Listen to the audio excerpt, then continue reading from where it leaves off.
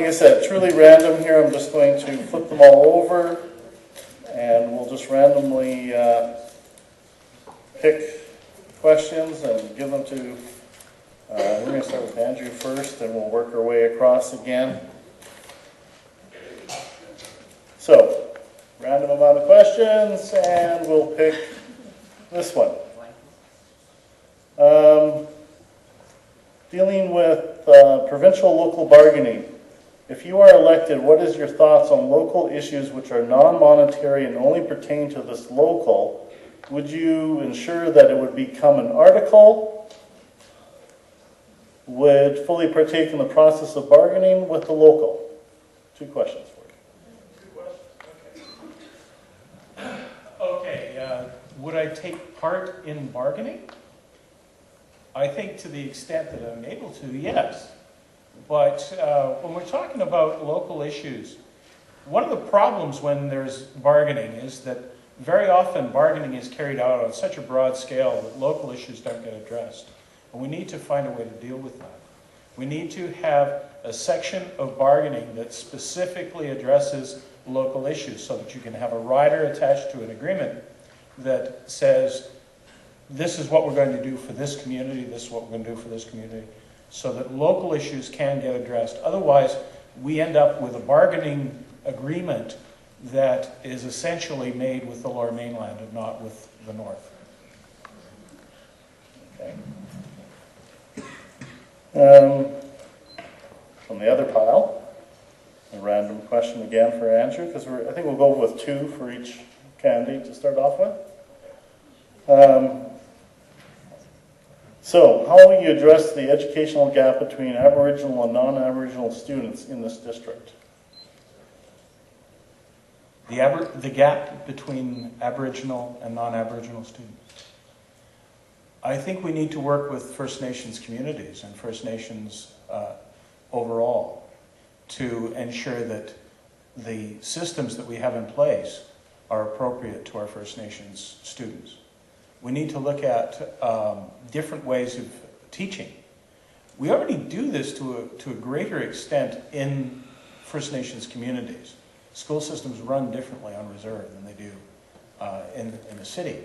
But we need to find ways, and you know, I think to a certain extent we're already doing a lot of these things. We do have good Aboriginal education workers in our schools, and we do have good supports. We need to make sure that that's recognized and supported and spread so that it's present in every school. Betty, you're up next. Again, random. We'll go with this one. What do you believe to be the most pressing issues in public education today? Well, I think we were asked that by the citizen as well, and both of the QP and the Teachers Association. And I did sort of waffle between what were the most pressing, but between there needs to be a collective agreement for the teachers, absolutely. And I think that would add some stability to our system. But I see that there's a real need for a public review, a full review of the funding formula that allocates the funding for our district. And yeah, I see those as the 2 pressing. Okay, thank you. And your second question is, I'm just waiting for me to drop all these on the floor at one point in time. Where do you stand on teacher assessment and evaluation? Well, I think that some of the assessment that happens outside of the school district is I'm searching for a word, but it doesn't reflect sort of what's happening in the classroom. For example, I'm talking about the Fraser Institute's assessment of the schools, and I think that sets up a real competition between schools for where students will get the best learning. So I don't agree with that kind of assessment.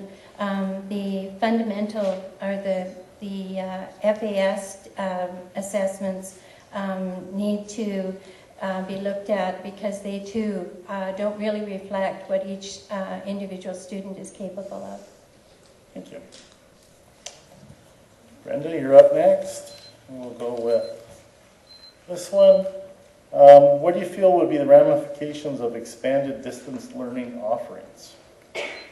I think distance learning is a good opportunity to provide education to our rural students and other students in schools that don't necessarily get the courses that they would like. However, I have concerns about distance learning because the success rates for distance learning can be low. And if they don't have a teacher to facilitate the learning, then that can be a concern. And I'm concerned about the 21st Century Learning Initiatives, and if that is the ultimate plan, to maybe have distance learning, like virtual learning for every student, and no actual teachers in the classrooms. So I think we have to use distance learning to our advantage to offer education opportunities to outside areas or students that wouldn't necessarily get those opportunities.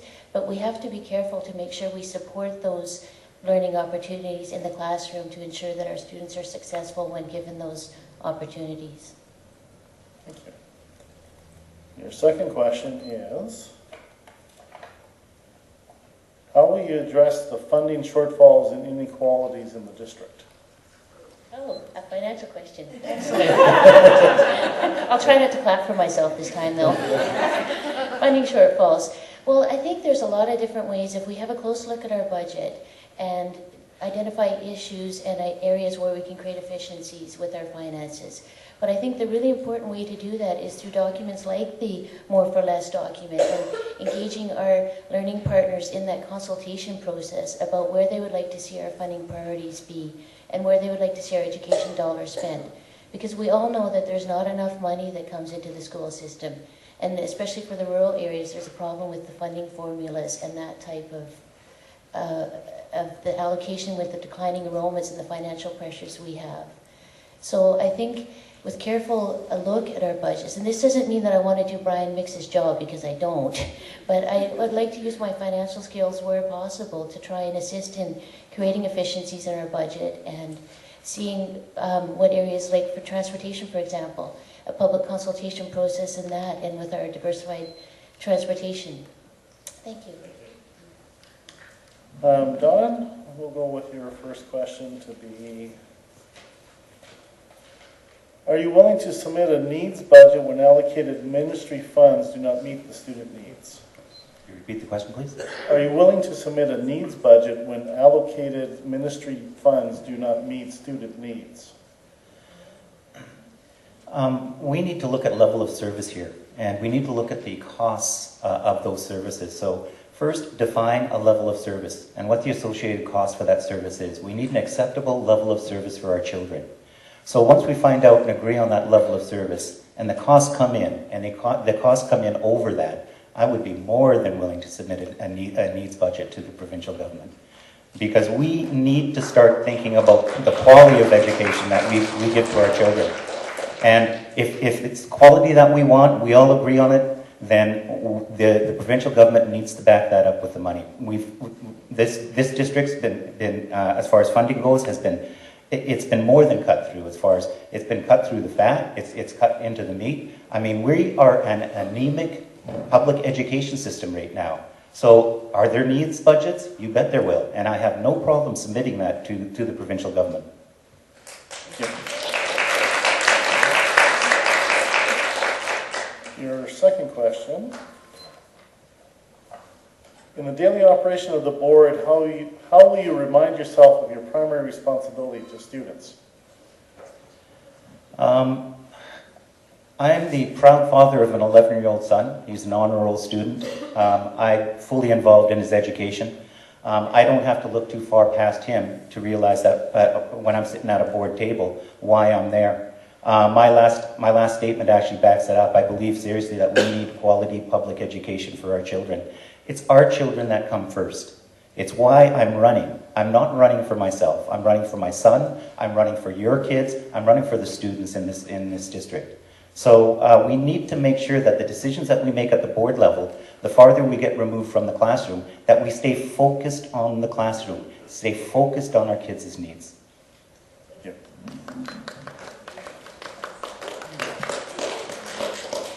Earl, your first question. What is your belief about local versus provincial bargaining for school district employee groups? Local versus provincial bargaining. Well, I think as much should be done on a local basis because we are here. We're in Prince George. We are in the area. I'm not sure, when you're talking local and provincial bargaining, are you talking about support services or with teachers? I can only ask you the question as what is here. Okay, so for support staff, I would think it would be here because they're here. For teachers, I think a lot of issues are local. I think the issues that we have here in Prince George and surrounding areas for teachers should be handled here and not be sent off someplace else. And that teacher's responsibilities here, they're teaching their kids, but there are different things happening in Prince George than they are in Surrey. Okay, thank you. Your second question is,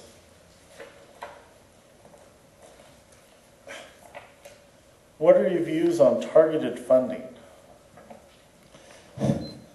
Sure be nice to have it. Targeted funding, I was from the college and where I was in a program that had targeted funding, and then they were detargeted. And those programs no longer exist on a full-time basis. They're part-time. Targeted funding, I guess it depends on where the money is going and why it's going there and how are the kids benefiting from it. Thank you. Ilona, first question is, what would you say are the top 3 factors in the performance of students? Of these, which can the district influence, and how would you do so? The top 3 factors in student performance. Yeah. Well, I can only speak from my experience of working in a First Nation reserve in northwestern BC, where as band manager I helped look after the recruitment of teachers and school operations, and got to meet a lot of the students and spent time there. And certainly the first thing that came to my mind is that they're healthy and that they're well fed and that they're not suffering from any kind of traumas or injuries or ill health. And I guess the second factor to my mind would be the quality of the instruction that they're receiving. And then the third one would probably be the facilities themselves, that they're safe in an environment that's safe for them. Okay, thank you. Your second question. Valentine Day at the end, it's just hoping I'm going to run out of paper. How will you involve students in educational decision making? Well, I understand we do have a youth council, and from what I've heard, it hasn't been coming along very well. That's no surprise. I'm not blaming the youth for that at all. I've noticed that at any kind of committee or organization that you put together, unless you can keep luring them to come with either food or an honorarium, they won't show up. So we need some kind of an attraction to keep the kids involved, because once you do get them there, that's probably the 50% of the battle, but once you do get them there, that's when the fun really begins and when the things really start happening. So something along those kind of ideas. We can be creative and imaginative in that kind of area. And these kind of things spread. You know, the word gets around. If they're having a good time and good things are coming out of it, that'll get around. Thank you. Kate, first question. How would you work to reconcile the unique needs of rural communities? Why the need? Sorry. How would you work to reconcile the unique needs of rural communities, I'll presume, while the needs of the school district as a whole? That's a with? Okay. The needs of the school district as a whole. That's not with.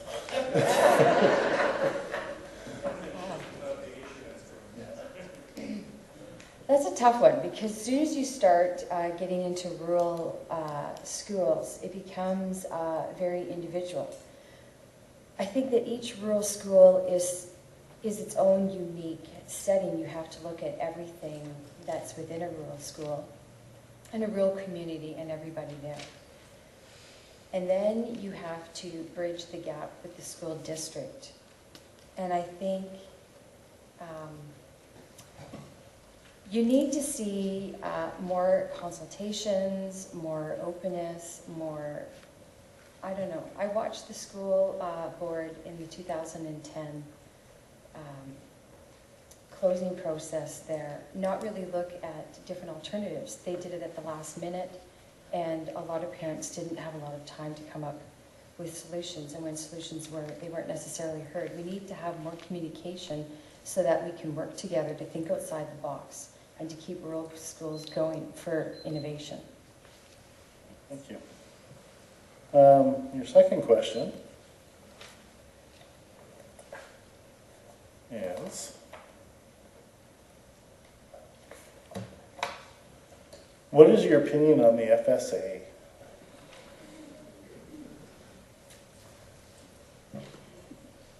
What is your opinion on the FSA? Remind me what the FSA is. Foundation Skills Assessment. The what? Foundation Skills Assessment. Foundation Skills Assessment. Ah, lots of controversy. I think part of this comes down to teachers are, I understand that a lot of this is going to be associated with funding and where you're going to place a school and how you're going to argue all of this. I'm nervous about even answering this. Because I understand how the ministry wants to collect data, but at the same point in time, I think the teachers are doing an incredible job teaching. And I think that it's going to be skewed, and I've heard of a lot of skewed moments happening because of this, with teachers and principals and clashing with students. So I think that it's not necessarily working, and there's got to be better ways to assess. And really, our needs are local here, and we need to start assessing schools, I think, in different ways. Thank you. Chris, your first question is, how do you see the role of teacher librarians in school district number 57 and in elementary schools? Well, not completely understanding the exact job role of the teacher librarian, I can speak as what I would like to see in a librarian. I have a master's degree from UNBC, and I can tell you that the ability to use the library to do research, to make up my own mind as far as issues that affect us in a daily setting is of key importance. If we are to at all be providing an education to our students, it must be that we're teaching them how to learn. Not just how to regurgitate 1 + 1 = 2, but to be able to go out and find the answers. And I see the role of the librarian in the schools, starting right at elementary and up through high school, as key to being able to know how to learn. Awesome, thank you. Second question. Just randomly here. How will you support rural schools in this district? The how is a difficult part of this equation. It's very easy for us to say, I will support rural schools, but I think the how comes down to, first of all, listening. If the rural schools' voice is not being heard at the trustee table, then we've got the biggest issue around. In order to support the rural schools, I think first of all we need to find out where they're lacking the support, where they feel they're lacking the support, and pardon me, hear from their own voice, from in their words, in what manner they would like further support. I see that the school closures that we've had over the last decade, a number of them have been completely unnecessary. The rural schools have been hardest hit by this.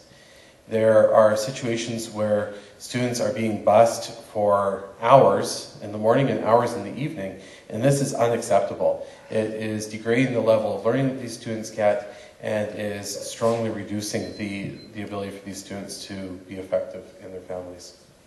Thank you. Rhonda, first question is, whoops, I knew it was going to drop them eventually. How many of you candidates are in favor of the 15% holdback in pay? Okay, it's probably me reading it, okay? Okay, it says how many candidates, but I'm speaking for myself. I'm not in favor of that. I personally do not believe it's appropriate for anyone to ask for 15% back in anyone's pay, regardless of what is happening right now. I understand that it is currently before the Labor Relations Board, and I have to say I'm speaking of it from a personal point of view because I am currently a sitting member of the board, and I cannot get into detail with regards to discussions that have happened in camera, but personally I do not support it. Thank you. Second question. How will you make yourself available outside of board meetings? Oh, you mean besides the fact that I'm always available? Well, you know, we do have our 24/7 Blackberries, emails, and telephone access. I take part in many committee meetings. I'm always available to our employees, the students, the parents who want to get in touch with me and ask questions. I'm always assisting people who come to me. It doesn't interfere with my workday. I do it on coffee breaks and lunch breaks, so it doesn't impede my employment. You know, it's a requirement. And I'm always helping people find policies that may assist them on the school board website as well. Awesome, thank you. Thanks. Cheryl, first question. Amidst job action, what do you see as your role as a trustee to improve working relationship amongst district employee groups? Read the first part of that, would you please? Amidst job action, what do you see as your role as a trustee to improve working relationship amongst district employee groups? As a trustee, our role is to support our employee groups at all times. Our role is to listen, and even in the midst of their job actions, to be supportive of what they're doing in their classrooms, supportive of how they're able to work together, to collaborate, supportive of their working conditions. That's our role. Our role is to support our employees at every stage. Thank you. Second question is, what is your opinion on changing the school calendar, for example, shortening school week, year-round schooling? That's an interesting question. I was very involved during my period of time as an educator to look at how the school calendar impacted our year and how it impacted learning. Flexibility is a very important part of how we educate our students. In terms of our calendar, a discussion, any kind of change that it's going to impact our students requires consultation, requires extensive understanding of how that impact is going to actually affect our student learning. Sharon, first question. Do you support the right of collective bargaining, and have you been involved in a union? I have been a union member in the past. I'm sorry, can you repeat that? Do you support the right of collective bargaining, and have you been involved in a union? Have you ever been involved in a union? Yeah, I have been a member of a union in past employment. And I have a lot of respect for labor laws. I respect the negotiations that are going on between BCPC and BCTF. I respect legislation that comes forward. That's not to say that I would not oppose government initiatives if it interfered. I think I pretty much answered that. Okay. And your second question, how will you ensure that the schools in the district are safe, caring places for all students? I think involving the parents as much as we possibly can, encouraging that, addressing issues. Bullying in the past decade is being something that's come forward. We need to increase consultation. The more people are involved with the schools, the better off our students, our children are. Children need to be made more aware as well of their environment and all the safety factors.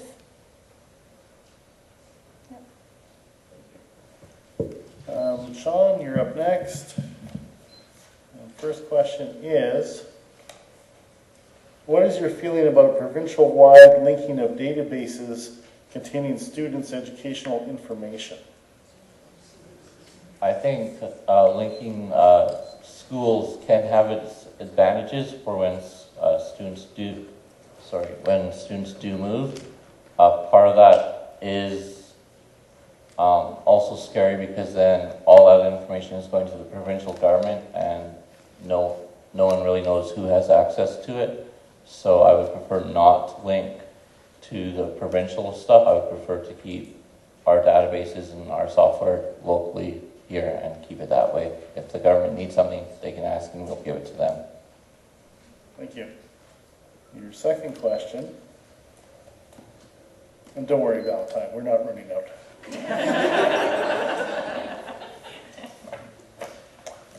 How will you support special needs students in this district? I think special needs students do need the support. We have to advocate on their behalf to the government to get more funding so that we can get the teacher aides in the classrooms to be working with these. I think it's an area that has been underfunded, and I would certainly advocate on their behalf to get more funding to get them to teacher aides that they do need. Okay, thank you. Tim, your first question.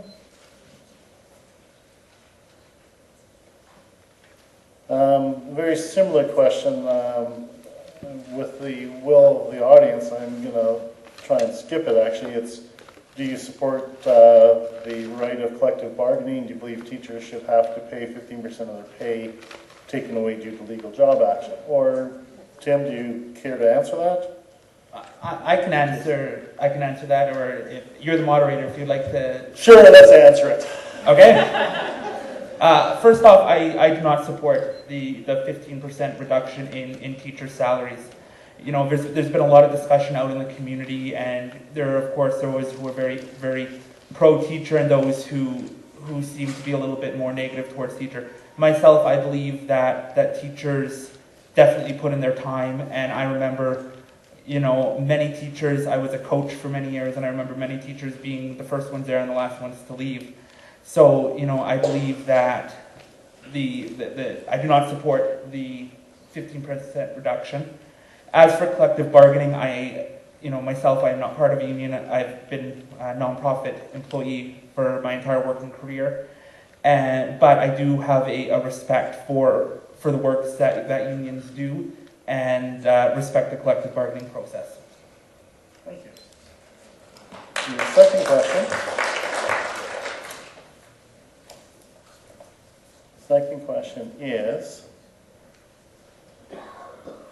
how will you ensure that good practices are identified and shared how will you ensure that issues that lead to poor outcomes in students are identified and addressed? I believe that goes right back. A big part of my platform is working together and keeping that open line of communication. There are so many people involved in the educational process. There are students, there are parents, there are support staff, administration.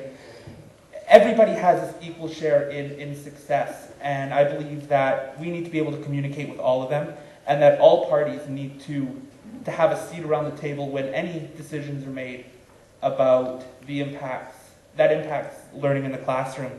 I believe that, we do have a very strong district parent advisory committee, and I would like to see the district student advisory committee get back to the state that it was in the early 2000s, where it was quite strong in our district.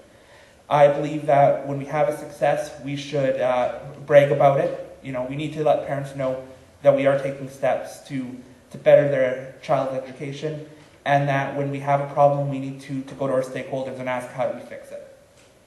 Thank you. Trish, first question.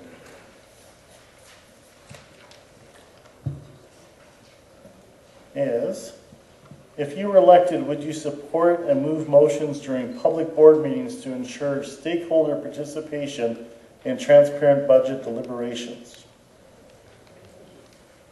To move the motions at the board table, this is to have, I'm thinking right now, you want the consultation piece to happen right at the board table and the input happen there. I would prefer to see it happen before we get to the board table. We need to have the consultation piece held up front for any of the times that we're looking at adjusting any policy or any budget pieces.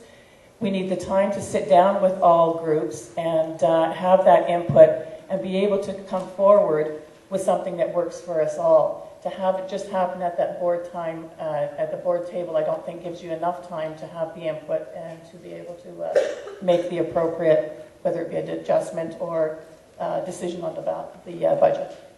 Okay, thank you. Second question. How will you ensure parents have access to and participate in parent education and professional development? I'm pretty open and out there in the community, and I think a lot of parents do realize that and come to me about a lot of things in the district, and I have shared a lot that we have and available. I'll give you an example is with our DRC and the amount of access that the parents have, and I don't believe they know that. So I have been in contact with DPAC. I think that we have to keep that communication open, let the parents know that we are accessible, but also go, when we hear of something, an initiative that's coming along or an opportunity that they can take part in, get a hold of them and for us to make that bridge and let them know that this is available, and whether it be through the DPAC so that they can then get it out to all the parents in the district. But there is a lot of stuff that's happening. I think that just if we can just make sure that connection is made, it would really help, because there are a lot of programs available for the parents to become involved with there. Okay, thank you. Is there any left? Oh, endless amounts of them down here. You got them all. Thank you, Trish, by the way. And Valentine, your first question is, given that there are indications from the provincial government in Bill 12 that these trustees' elections may be the last for locally elected boards, what would you do during your term as trustee to make locally elected trustees relevant in the public education system? I think it's time to scrap, don't you? Geez. The existence of trustees is that education reflects our communities, and frankly, that it's unacceptable that this would be even considered that this is the last time trustee elections ever happen. It's hugely important that communities and parents, families have a huge say in how the education system looks at home. And I think it's time, if that's the case, that the PGDTA, CUPE, all our support unions in the community really need to rally together. Okay, thank you. Second question. How will you address the issue of schools that are at or beyond capacity? Well, I think at the last board meeting I said a moratorium on portables, but at the same time I think we really do need to monitor our enrollments, because we do have schools that are really low. And take Vail Mountain Secondary, sitting at 87 kids built for a school for a couple hundred. So I think in terms of those that are expanded, I think we do have to say that once we have enough kids in those schools that we can't take anymore, because adding a portable adds $127,000 additional on the budget, and that's not acceptable. Okay, thank you. It's only about 8:15, folks, and I think that we have enough time to do a third round of questions, and then they still have time to do their summary. Once again, we'll start with Andrew, and just randomly... Sorry? Doing one or? Just doing one across all the candidates again. So Andrew's question is, how will you bridge the gap between teachers and the board office? How do we bridge the gap between teachers and the board office? You know, that gets to that issue. A lot of us have mentioned this idea of listening being important, but listening's not enough.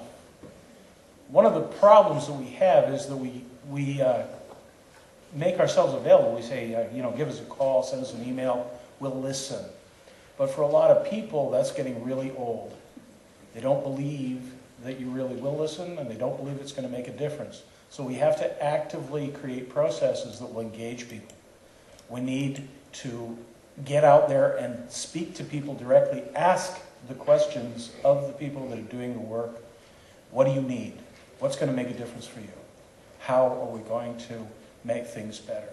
Because if we just wait for people to come to us, we're going to get those same voices all the time, and some people are not going to be heard because they don't believe we're actually going to listen.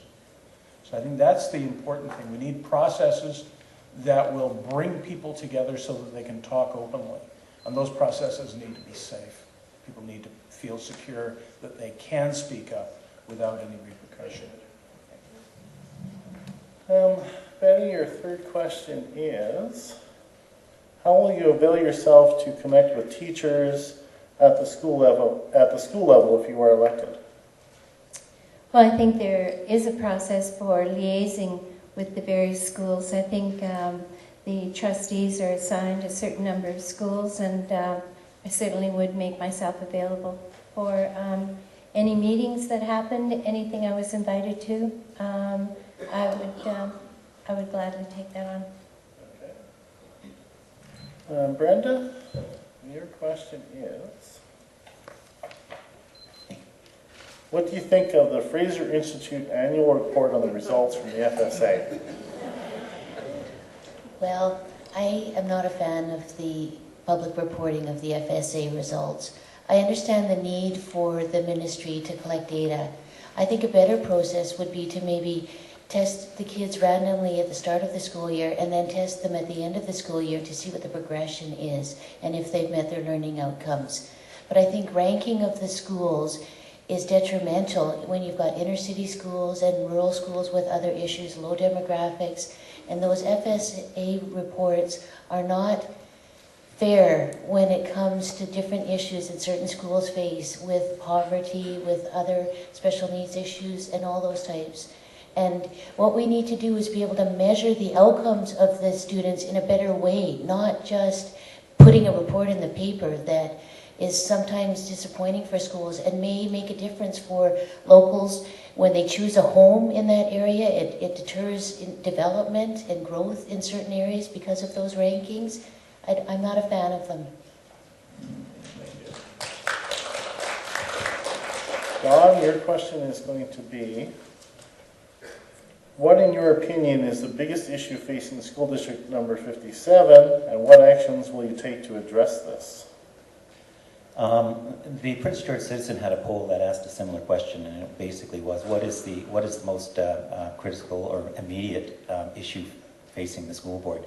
My answer is the teacher's job action. I believe that when a school board works with its stakeholders in a cooperative manner in a healthy relationship, it benefits the kids. There's a fairly good relationship between the school board and the teachers at the district level, but that's not happening higher up. When you have the BC Public School Employers Association negotiating in bad faith with the BCTF, that relationship is adversarial and it's unproductive. And that is not the type of relationship that we want at a district level with our teachers. You vote me in, I'll make sure they get the message up there. Thank you. Earl, your question is, this one, it's one of those questions that can only be answered by one of the incumbents who's already on the board. So we're going to skip that one because Earl, at this point in time, you're not on the board. And we'll go with, would you support the creation of a needs budget that parallels the development of the legal budget, but that takes into account the need for more funding to address class composition and other issues such as transportation? And how would you ensure that this happens? Wow. All in a minute. Well, I think I'm going to need some more information. Try that question again. Would you support the creation of a needs budget that parallels the development of the legal budget, but that takes into account the need for more funding to address class composition and other issues such as transportation? Well, I think there has to be more work done on the class composition thing. I've been trying to get my head around that, and I've been talking to lots of people. That has to be looked at. It is a major issue, and I'm not very good on the legal stuff. I'd have to look into that more, but we need to have a way to address issues that are happening in this school district. Classroom composition, size of classrooms, the busing. I think the busing, I think the new trustees will be looking at the busing. That's it. Ilona, your third question is, given that the government has indicated the intent to expand the use of distance learning in secondary schools, how would you ensure that the poor efficacy of distance learning is brought up to the levels achieved in traditional classroom settings?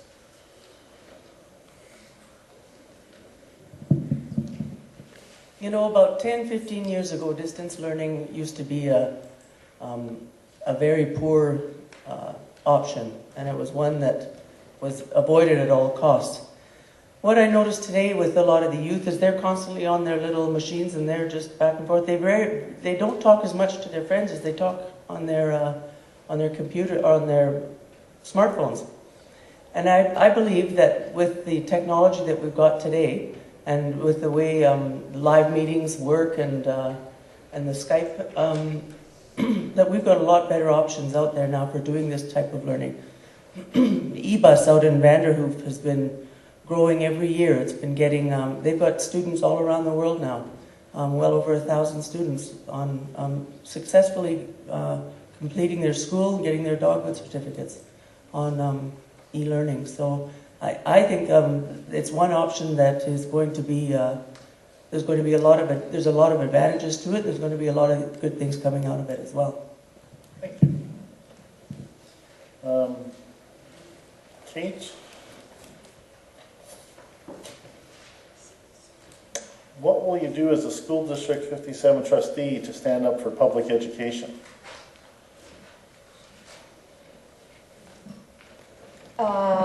Well, I've already been there, and I will keep on doing it. I have a vested interest, and I'm going to stand up for public education. I want to stand up for teachers and students. I want to bridge the gap between the board office and teachers right now. There's a pretty big one, and that, of course, is going to trickle down to students. I want to make sure that principals get to be principals, teachers get to be teachers, principals get to help teachers be teachers. I want to make as much conflict as little, and before decisions get to the point that they're blowing up, I want to make sure that it's taken care of on our part and that everything is smoothed out so that it's smooth riding and everybody makes it to the end of their careers happy and healthy, and our kids are successful because of that. Thank you. Chris, your third question will be, how will you encourage more parents, particularly Aboriginal parents, to become involved in their children's education?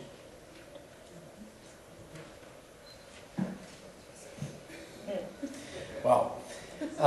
Encouraging parents to become involved in their children's education comes down to the same as motivating any individual towards further goals. A lot of it has to come down to giving them a reason to be involved. There's several reasons to be involved in their children's education. They're plain and simple. One, it's their children's education. Second, they are the education of the children is what our society is. If we aren't educating our children, then that's what our society is going to become, a group of uneducated individuals. Third, the way of motivating these people is to see that they actually have a voice. If people are not feeling as though they can be heard, they're not going to bother even speaking. And that's the same thing. If people aren't seeing as though their involvement matters, they're not going to bother getting involved. There's enough draws on everyone's time that that's at least with their concerns. Okay, Rhonda, your third question will be, 100% of our intermediate classrooms have over 3 students with IEPs in them. I have 9, triple the amount. These are the most vulnerable students in PG. We do not get what is needed to meet their needs. What do we need to do to further address this unacceptable reality? Wow, that was a long one. Okay, well, I have to say, actually this came to our attention a little bit more on the weekend when Valentin and I were knocking on doors and we had the opportunity to speak with one of our teachers. I find it absolutely unacceptable that we have such high numbers of IEPs in individual classrooms. And one of the reasons for that is because the lack of special needs funding. It's inappropriate, highly inappropriate. You know, we might have so many identified children in a classroom, but that's not taking into consideration those that aren't identified with needs, that aren't getting the resources that are needed to make that classroom run efficiently. I will continue to fight for changes to that funding because it is necessary to improve the working environment for our teachers, our support staff, and the learning environment for our kids. Plain and simple, I'm going to keep fighting for it. Thank you. Cheryl, your third question will be, how will you ensure that this district needs are met at a provincial level?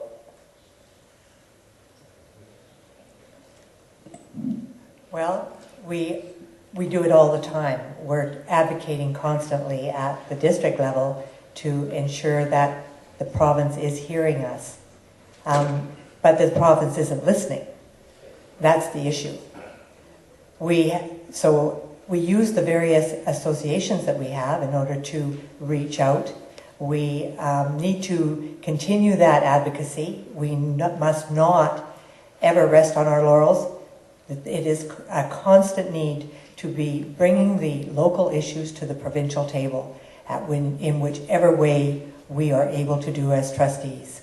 We have a trustees association which we can speak through, and we have our local board which we must use. Thank you, Cheryl. Sharon, your third question is, how will you balance funding for programs under pressure, for example, special needs, band, French immersion, ESL? Well, again, we need to have a consultative process in place where we can find out where the needs are, where the demands are, where the highest demands are. There's serious problems with the funding formula the way that it is right now. We do have the composition issues that aren't being addressed because the funding formula is inadequate. And I think for all the additional programs, we really need to find out where the needs are. And again, we have the concern with the rural schools not having access to a lot of the programs.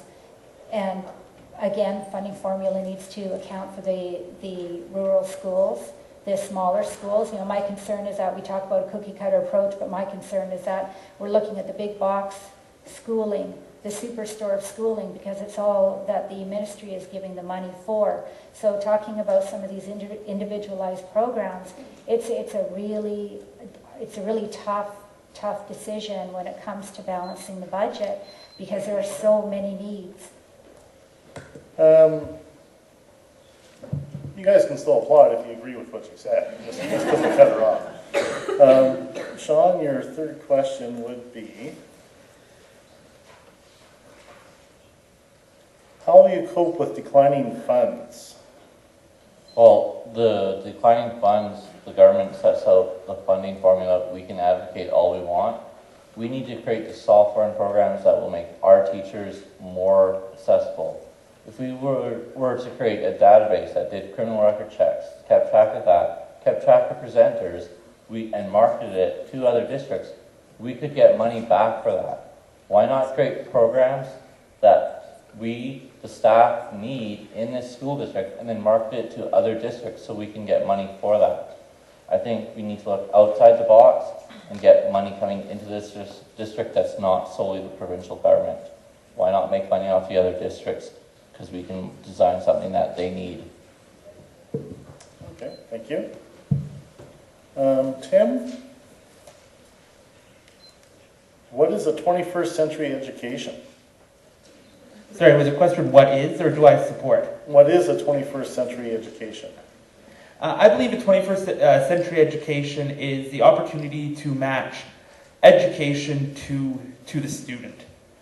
By no means am I ever saying that we need to eliminate the teacher. But what I'm saying is that we need to find ways to engage our students into learning. I've heard it a lot tonight, and I'm a strong believer in that we need to teach the students to learn, because how we did education 15 years ago is a lot different than how we do education now, and how we do education now is going to be a lot different than how we do education 15 years in the future. However, I believe that by utilizing technology, we live in a digital age, and we need to use that to our advantage. However, we can't be preaching the use of technology if we're not able to provide the teachers with the support to do that. And I believe that no matter any type of learning styles we need to implement, we need to ensure that we're talking to the teachers, we're talking to the support staff and to the administration to hear their feedback on how we can implement this into everyday learning. Thank you. Trish, your last question is, recognition, respect for education assistants. How will you support additional funding for special education assistants so that they are able to get work hours required to make inclusion a successful model for all students in this province? I would be focusing really on our district here in the safety in the classroom aspect of this also with the education assistants in the classroom. We have behavior issues also with the students, and it's very important that the assistant is with that child while they're in the classroom fully. If you're only a part-time assistant, if that's where we're getting the funding to, and the student is only getting that help a portion of the time, it's not only the learning of that student and the rest of the classroom, but there is a safety issue there also. I would absolutely be fighting to have the support workers fully funded for those students, because it's more than education, it also includes the safety. Thank you. Valentine, your last question. And it's for an incumbent. What is your position regarding the BCPSA suggestion to dock teachers a percentage of the pay for their participation in job action? Oh, I was hoping for this one. I do not support this action whatsoever. And I'll give you a story. My grandmother was an HEU member. And in 2003, legislation tore up her contract, and at 11 o'clock at night, 3 months before her retirement, she got a phone call to come, not to come into work tomorrow. This is not bargaining in good faith for, as far as I consider personally, and I do not support the 15% cut being proposed. Thank you. You know, people, I keep myself very in touch with the local issues, provincial issues, national issues, and I can usually debate both sides of any issue. And I just want to say congratulations to our candidates here, because some of these questions are definitely very difficult, and especially to come up with a response within 2-3 minutes as they did.